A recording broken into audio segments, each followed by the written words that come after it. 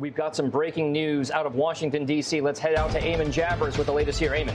Dom, that's right. White House Press Secretary Caroline Leavitt wrapping up a press briefing just a short time ago. A couple of headlines to bring you from that. One is on trade. Remember, those 10% across-the-board tariffs are set to expire tomorrow, Friday. And Leavitt was asked what the president intends to do about that. And she flagged that there is expected to be an announcement from the U.S. Trade Representative Jamieson Greer this afternoon.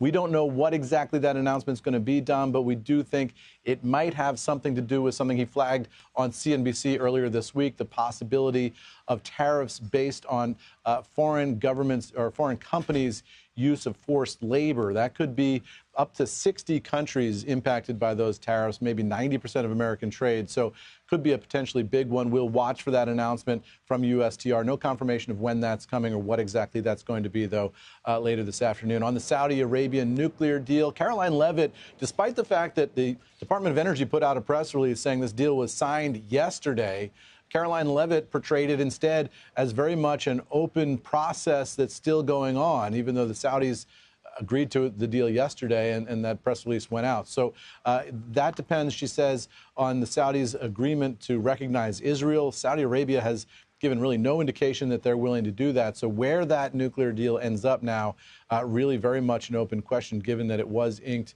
a day ago. The president seems to be wanting to change the terms retroactively on that one to force the Saudis to agree to this additional condition of recognizing Israel. And then on the Iran war, I would just flag for you, Axios posted an interview with President Trump in which he said he is considering a massive attack on Iran. He doesn't give a timeline for that. He says he's considering it, might happen, might not happen.